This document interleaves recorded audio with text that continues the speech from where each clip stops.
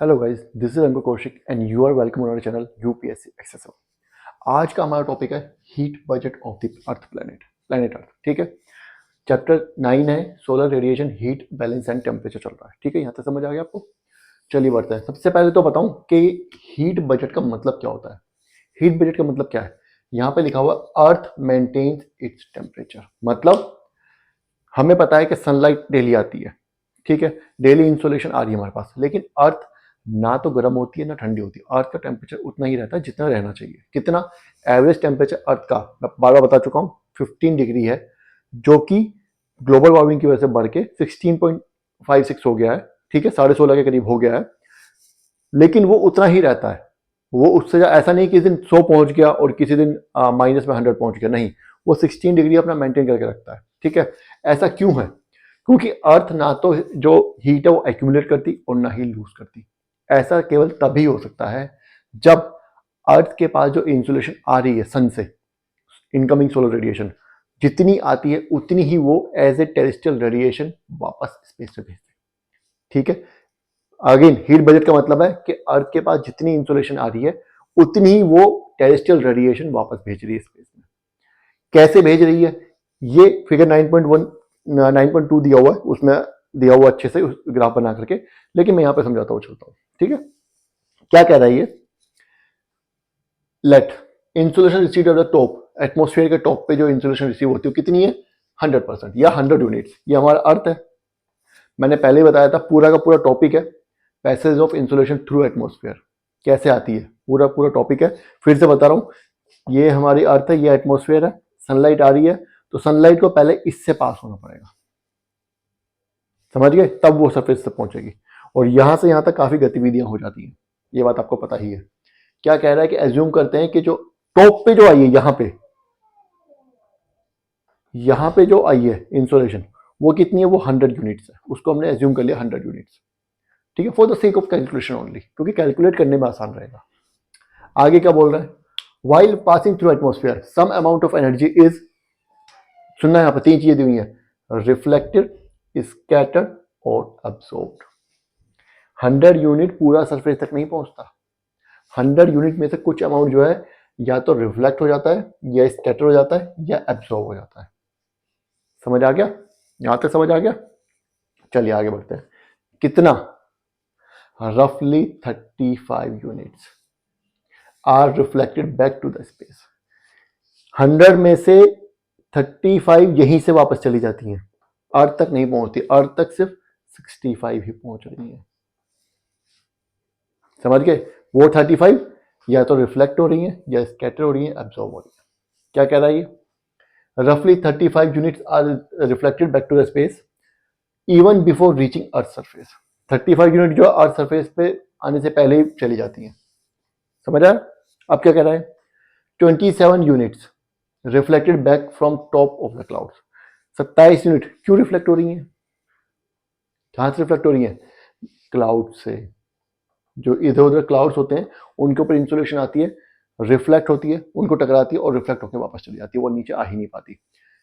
Last class में हमने एक टॉपिक बताया था, मैंने आपको बताया था कि इक्वेटोरियल रीजन पे टेम्परेचर कम होता है, जबकि इक्वेटोरियल रीजन पे टेम्परेचर सबसे ज्यादा होता है। लेकिन नहीं, इक्वेटोरियल के बगल में जो ट्रॉपिकल रीजन होते हैं वहां पे टेम्परेचर सबसे ज्यादा होता है, इक्वेटर से ज्यादा होता है। क्यों? क्योंकि इक्वेटोरियल रीजन पे क्लाउड्स होते हैं और इंसुलेशन पूरी तरह पहुंच नहीं पाती, क्लाउड्स उसको रोक लेते हैं, उसको वहीं से वहीं रिफ्लेक्ट कर देते हैं। दूसरा, 2 यूनिट जो है वो स्नो और आइस कैप, आइस कवर जो है, आइस कैप्स जो है ना, आइस कैप्स और स्नो भी रिफ्लेक्ट करती हैं। अब यहां पे एक टर्म आती है अल्बीडो। क्या होता है? जब इंसोलेशन सन से अर्थ की तरफ आती है तो अर्थ के सरफेस से पहुंचने से पहले काफी सारी इंसोलेशन क्लाउड्स और आइस कैप्स जो है, हमारी जो आइस है, हमारे अर्थ पे कहीं अंटार्कटिका में आइस है, ग्लेशियर्स में आइस होता है ना, आइस कैप्स होती हैं, उन आइस कैप्स और क्लाउड से टकरा के वापस चली जाती है। इसको हम अल्बीडो ऑफ द अर्थ बोलते हैं। समझ आ गया? इसको हम क्या बोलते हैं? अल्बीडो ऑफ द अर्थ। इसमें 27 यूनिट तो लगभग क्लाउड्स रिफ्लेक्ट कर देते हैं और 2 यूनिट जो है वो आइस कैप्स का रिफ्लेक्ट कर देती है। अब यहां पे क्वेश्चन आता है कि यहां पे तो 35 यूनिट्स लिखा हुआ है, 27 और 2 हुई 29, है ना? तो एनसीईआरटी में नहीं दिया है, लेकिन इस फिगर में जब आप देखोगे तो आपको पता चलेगा कि 27 unit reflected by clouds, 2 unit reflected by earth, earth मतलब स्नो, और इसके 6 यूनिट जो है वो स्पेस में स्कैटर्ड हो जाता है। हमने पढ़ा था स्कैटरिंग के बारे में, पढ़ा था कि नहीं पढ़ता? आसमान है नीला क्यों, रील भी बनी हुई है इसके ऊपर, आसमान नीला क्यों है? स्कैटरिंग। जब लाइट इतनी दूर से आती है तो मटेरियल से टकराती है बीच में, तो वो स्कैटर हो जाती है ना? तो लगभग 6 यूनिट जो है वो स्पेस में ही स्कैटर हो जाती है, अर्थ तक पहुंचती ही नहीं है। यहाँ पे लिखी है ना 3 चीजें, रिफ्लेक्टेड, स्कैटर्ड और एब्सॉर्ब। समझ आ गया? अब यहाँ पे एक और चीज आ रही है, अल्बीडो है, हमने पता चल गया। Why snow and clouds reflect light. Albedo तो हमें समझ आ गया क्या है, लेकिन क्यों है अल्बीडो? क्लाउड्स ने रिफ्लेक्ट कर दिया, क्लाउड्स ने 27 यूनिट रिफ्लेक्ट कर दिया और स्नो ने 2 यूनिट रिफ्लेक्ट कर दिया, लेकिन क्यों ऐसा हुआ? क्यों? बहुत बड़ा क्वेश्चन मार्क है यहाँ पे, क्यों? उसका रीजन ये है कि आपको शायद बचपन से हम पढ़ते आ रहे हैं, पता भी होगा, गर्मियों में हम डार्क कलर के कपड़े नहीं पहनते। पता है, गर्मियों में बोलते हैं कि हमें लाइट कलर्स के क्लोथ्स पहनने चाहिए, we should wear light colour clothes. On the other hand in winters we should wear dark colour clothes. क्यों? क्योंकि डार्क कलर जो है वो ज़्यादा सनलाइट एब्जॉर्ब करता है, और जो लाइट कलर्स होते हैं वो कम सनलाइट एब्जॉर्ब करते हैं, इनफैक्ट वो सनलाइट को रिफ्लेक्ट कर देते हैं, वो एब्जॉर्ब ही नहीं करते। तो इसलिए अगर आप लाइट कलर के कपड़े पहनेंगे तो आप ठंडे रहेंगे, आपको गर्मी कम लगेगी कंपैरेटिवली। और अगर आप ब्लैक कलर या डार्क, जैसे मैंने ब्लैक पहना हुआ है, या कोई डार्क कलर के कपड़े पहनेंगे तो आपको क्या होगा? आपको गर्मी ज़्यादा लगेगी कंपैरेटिवली। ठीक है, यही साइंटिफिक जो है लॉजिक यहाँ पे काम करता है, क्योंकि बर्फ सफेद है और क्लाउड्स भी सफेद है ना? इसीलिए क्या होती है, लाइट उनसे रिफ्लेक्ट होकर वापस चले जाते हैं, लाइट को एब्सॉर्ब नहीं करते। समझ आ गया? ये यहाँ तक क्लियर हो गया? चलिए अब आगे बढ़ते हैं।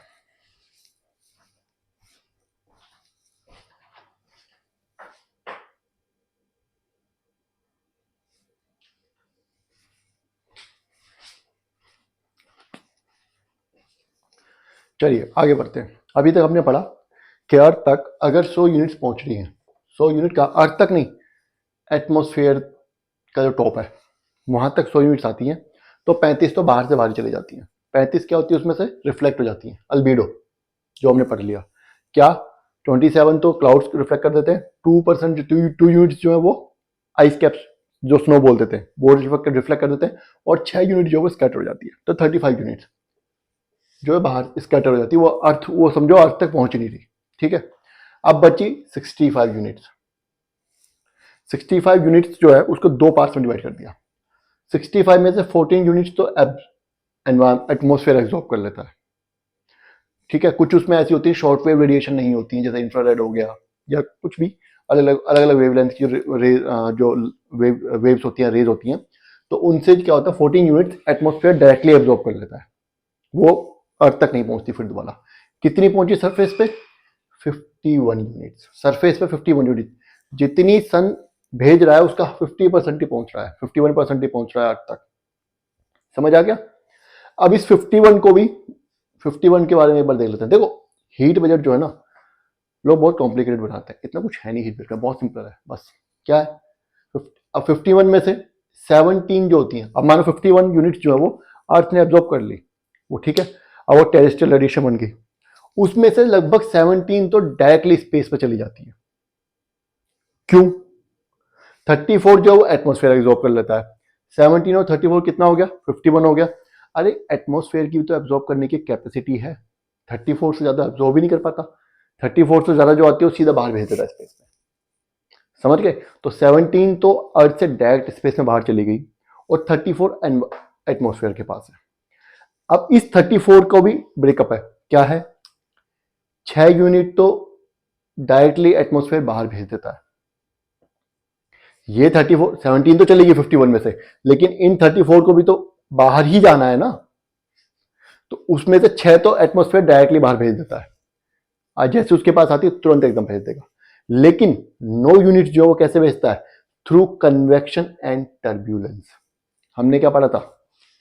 कन्वेक्शन करंट्स होते हैं, मान लीजिए सरफेस ऑफ अर्थ है, यहाँ पे गर्म हुआ, हीटअप हुआ तो हवा ऊपर उड़ जाएगी, अब गर्म हुआ ऊपर पहुंच गई, कन्वेक्शन, तो ये हीट जो यहाँ पे थी ये ऊपर आ चुकी है।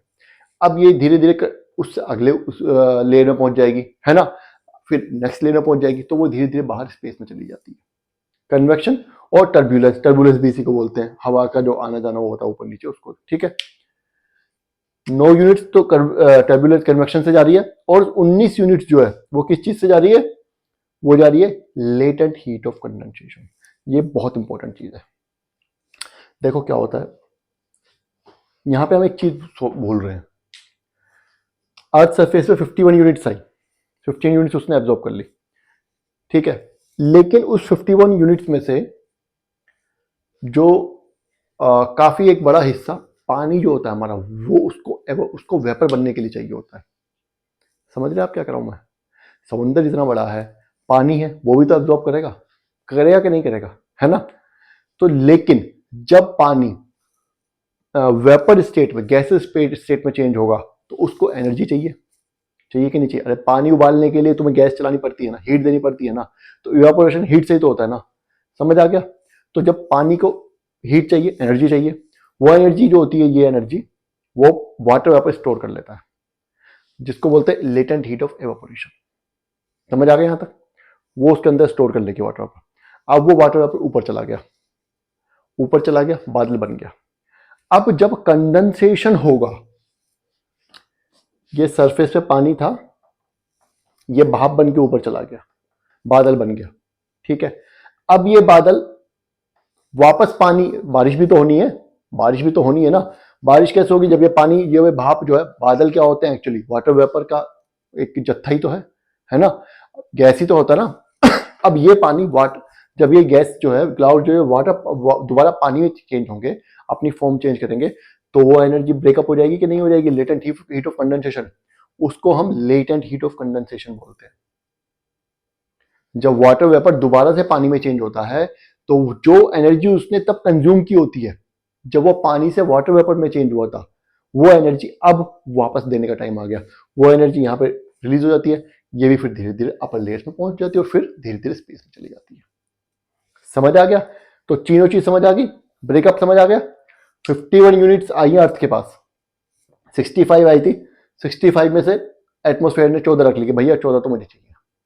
उसके बाद बची 51 यूनिट्स जो कि टेरेस्ट्रियल रेडिएशन बनेगी। टेरेस्ट्रियल रेडिएशन में तो 17 तो ऐसी की ऐसी डायरेक्ट चली जाती हैं, 34 जो है वो एटमोस्फेयर के थ्रू स्पेस में जाती हैं, ठीक है। उस 34 को जाने के 3 प्रोसेस है। पहला, 6 यूनिट तो डायरेक्ट भेज देता है एटमोस्फेयर, दूसरा 9 यूनिट थ्रू कन्वेक्शन टर्बुलेंस भेज देता है, और 19 unit latent heat of condensation. ये तीनों चीजें मैंने आपको समझाती हूँ। समझ आ गया? यहां पे एक छोटा सा पहलू और है, क्या है? देखो यहां से आप अगर देखोगे, अर्थ ने 51 यूनिट्स एब्जॉर्ब कर ली, ठीक है, कोई दिक्कत नहीं, लेकिन एटमॉस्फेयर ने टोटल कितनी यूनिट्स एब्जॉर्ब करी हैं? एटमॉस्फेयर ने 14 तो यहां पे एब्जॉर्ब कर ली, जो कि उसने डायरेक्ट एब्जॉर्ब की थी। क्या बोल रहा है? 48 यूनिट्स बाय एटमॉस्फेयर। एटमॉस्फेयर जो टोटल 48 यूनिट्स रखता है अपने पास। कैसे? 14 तो उसने डायरेक्ट इंसुलेशन से ले ली थी। जब ये अर्थ सरफेस पे इंसुलेशन आ रही थी, तभी 14 रख ली थी, ना रख ली थी, 51 ही तो आगे भेजी, और 34 उसने अर्थ से ली, 14 from insolation and 34 units from terrestrial radiation. ली कि नहीं? तो कितनी हो गई टोटल? 48 यूनिट्स रखी है एटमॉस्फेयर ने। समझ आया? फिर देखते हैं इस हीट बजट को। क्या 48 तो एटमॉस्फेयर ने ली थी, और 17 जो अर्थ ने उसको रेडिएट करके स्पेस पर डायरेक्ट भेजी। तो 48 और 17 कितना? अगेन 65 आ गया हमारा आंसर। यहां पे भी 65 था, 14 प्लस 51। यहां पर ब्रेकअप क्या था? 14 एटमॉस्फेयर के पास, 51 अर्थ के पास, ठीक है। यहां पर ब्रेकअप क्या है कि 48 तो एटमॉस्फेयर के पास है, अर्थ ने भी तो 48 में से 14 तो पहले रख ली थी इसने, एटमॉस्फेयर ने, और 34 यूनिट्स इसने अर्थ से ली हैं इन 3 तरीकों से। तो टोटल एटमॉस्फेयर के पास कितनी आ गई? 48, और 48 प्लस 17, ये वाली 17 जो अर्थ ने जाके भेजी थी, टोटल 65 वापस जा रही हैं, वापस भी चलेगी। 51 आई तो 51 जाने का तरीका भी है। 65 एटमॉस्फेयर के पास 65 का आना जाना हुआ था। अरे अर्थ पे तो 51 आई थी, वो 51 का हिसाब अर्थ ने दे दिया, लेकिन एटमॉस्फेयर पे तो 65 आई थी ना टोटल। 100 तो 35 तो रिफ्लेक्ट होगी पहले ही। एटमॉस्फेयर में तो 65 आई थी ना, 65 में 48 तो और 17, उसने अपना हिसाब दे दिया बजट। इसी को बोलते हैं heat budget. This is the reason why Earth neither warms up nor cools down despite the huge transfer of heat. इतना ज्यादा ट्रांसफर होता है हीट का, आना जाना लगा हुआ है 100 यूनिट्स, और हीट बजट क्या है? कुछ भी नहीं, जीरो बच रहा, नील। ना तो अर्थ हीट अप हो रही है, ना ही कूल हो रही है, समझ गए? ना ही अर्थ गर्म हो रही है, ना ही ठंडी हो रही है। यही हीट बजट है। बस दो चीजें याद रखनी है कि 65 यूनिट्स है, 35 तो अल्बीडो में चलेगी, 65 यूनिट्स है, 14 एटमॉस्फेयर से हो गई, डायरेक्ट वापस चल एटमॉस्फेयर ने एब्जॉर्ब कर ली, 51 अर्थ तक पहुंचनी है। 51 में भी 17 अर्थ डायरेक्टली स्पेस में भेज दे रही है, 34 फिर दोबारा एटमॉस्फेयर एब्जॉर्ब कर ले रहा है अर्थ से। तो टोटल एटमॉस्फेयर ने एब्जॉर्ब की 14 + 38 इज इक्वल टू 48, और 17 अर्थ ने भेज दी थी, रेडिएट कर दी थी डायरेक्टली स्पेस को, 65 वापस चलेगी। आने का हिसाब ये रहा, जाने का हिसाब ये रहा, समझ गए? ये हमारा हीट बजट है, कुछ भी नहीं है इसमें, खत्म। ठीक है, अब नेक्स्ट जो टॉपिक है वो है हमारा variability of net heat budget at earth surface. चलिए देखते हैं।